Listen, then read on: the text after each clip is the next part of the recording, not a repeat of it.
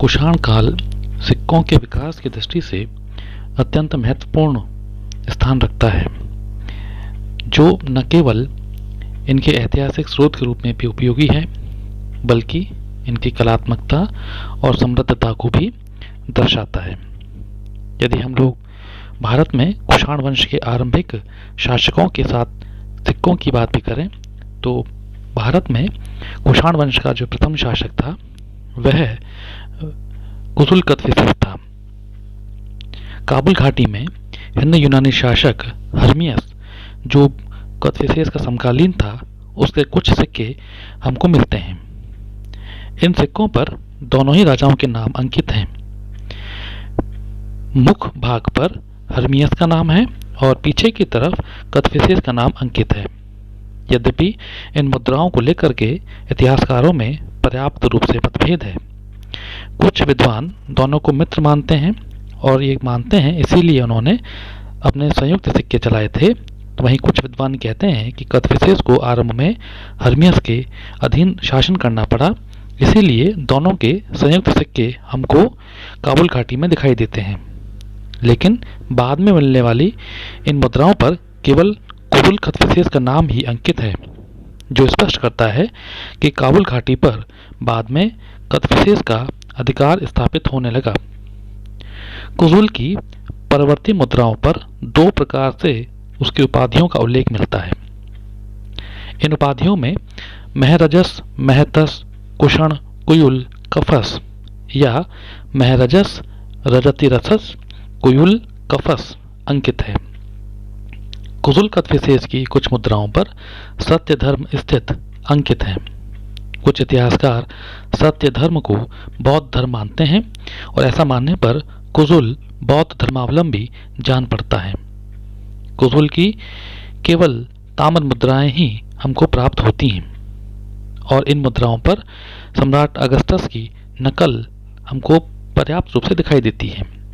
इसी की अनुकृति में कुसुल को भी अंकित किया गया है, जिससे सिक्कों पर रोमन प्रभाव स्पष्ट रूप से दिखाई देता है।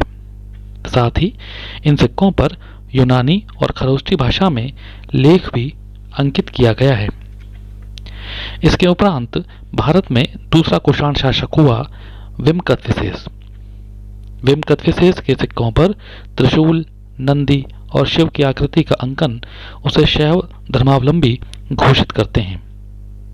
विम ने ताम्र मुद्राओं के साथ साथ स्वर्ण मुद्राओं का भी प्रचलन किया। उससे पहले यूक्रेटाइडिस और मिनेंडर जैसे कुछ शासकों ने स्वर्ण मुद्राएं चलाई।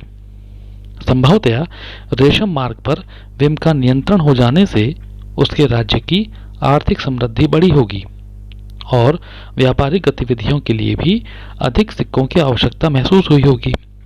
भारत में वह पहला शासक था जिसने बड़ी संख्या में स्वर्ण मुद्राओं का प्रचलन किया। उसकी मुद्राओं पर यूनानी प्रभाव है और इनका वजन भी लगभग 124 ग्रेन है। उस काल में ये रोमक दिनार या स्वर्ण मुद्राएं इतनी लोकप्रिय हुई कि संस्कृत में स्वर्ण मुद्रा के लिए दिनार शब्द का भी प्रयोग होने लगा। विम की मुद्राओं पर उसकी उपाधि अंकित है, जिसमें महाराज, राजाधिराज, सर्वलोकेश्वर, माहेश्वर आदि उपाधियां अंकित की गई हैं। कुछ सिक्कों में विम कत्फिसेस को बैठी हुई अवस्था में बादलों से प्रकट होते हुए दिखाया गया है, जो उसके सर्वलोकेश्वर के दैवीय विरुद्ध से प्रकट होता है। इसके अलावा विम की मुद्राओं से उसके धार्मिक आस्था और विश्वास की भी जानकारी मिलती है। एक सिक्के पर विम को यज्ञ में आहुति देते हुए दिखाया गया है। विम के उपरांत सबसे महत्वपूर्ण कुषाण शासक कनिष्क आता है और इसकी मुद्राएं अपने आप में बहुत महत्वपूर्ण स्थान रखती हैं। कनिष्क की मुद्राएं, जिस पर उसके धार्मिक आस्था का प्रभाव हमको स्पष्ट रूप से दिखाई देता है, कुछ देवी देवताओं के चित्र उसकी मुद्राओं पर अंकित मिलते हैं। इन देवी देवताओं में यूनानी देवता सूर्य, जिसको हेलियोस भी कहते हैं, चंद्र, जिसका दूसरा मेयो है, उसका अंकन पर्याप्त रूप से दिखाई पड़ता है। यूनानी देवताओं के साथ साथ ईरानी देवता अग्नि, जिसका ईरानी नामकरण अतशो है, उससे अंकित मुद्राएं भी हमको दिखाई देती हैं। इसके अलावा महात्मा बुद्ध की भी अंकन की हुई मुद्राएं हमको पर्याप्त रूप में प्राप्त होती हैं। कुछ विद्वानों का मानना है कि कनिष्क ने अपना पूर्व धर्म त्याग कर बौद्ध धर्म को ग्रहण कर लिया था, जो उसकी धार्मिक आस्था का परिचायक है। इसके अलावा कुषाण शासक कनिष्क के उपरांत उसका उत्तराधिकारी होविष्क आता है। वह भी, उसका शासनकाल भी मुद्राओं की दृष्टि से महत्वपूर्ण है और विभिन्न स्थानों से उसकी अलग अलग मुद्राएं हमको मिलती हैं। उसकी मुद्राओं पर ईरानी, यूनानी और भारतीय देवी देवताओं का अंकन है, जो उसकी धार्मिक सहिष्णुता का परिचायक है। इसके सिक्के सुडौल और कलात्मक रहे। होविष्क के उपरांत उसका उत्तराधिकारी वासुदेव था, जिसके सिक्के हमें केवल उत्तर प्रदेश और पंजाब से ही मिलते हैं, जो इस बात का प्रतीक था कि अब कुषाण साम्राज्य सिकुड़ने लगा था और उसका प्रभाव केवल भारतीय क्षेत्रों तक ही सीमित रह गया था। सांस्कृतिक दृष्टि से उसका पूर्णतः भारतीयकरण हो गया था, जो वासुदेव नाम से उसके सिक्कों पर शिव और नंदी के अंकन से भी स्पष्ट होता है। कुषाणों ने स्वर्ण मुद्राओं के अलावा तांबे और चांदी की मुद्राओं का भी चलन किया, क्योंकि स्वर्ण मुद्राओं का प्रयोग रोजमर्रा के लेन देन में नहीं होता था। आंध्र में सीसा और तांबा दोनों की खानें पाई जाती हैं और कर्नाटक में सोने की खान प्राप्त होती है। तांबे और कांसे के सिक्के कई देशी राजवंशों ने भी जारी किए, जैसे मध्य भारत में राज्य करने वाले नाग, पूर्वी राजस्थान, हरियाणा, पंजाब और उत्तर प्रदेश के समीपवर्ती क्षेत्रों पर शासन करने वाले यौधेय तथा कौशाम्बी, मथुरा, अवंती और उत्तर प्रदेश के बरेली स्थित अहिच्छत्र में राज करने वाले मित्रवंशीय शासकों ने इस तरह के सिक्के जारी किए। संभवतया इस काल में मौद्रिक अर्थव्यवस्था नगरों और उपनगरों के जीवन में इतनी गहराई तक प्रवेश कर गई कि अन्य किसी काल में ऐसा नहीं हुआ था। कुषाण काल में ही टकसाल कला का भी विकास होने लगा।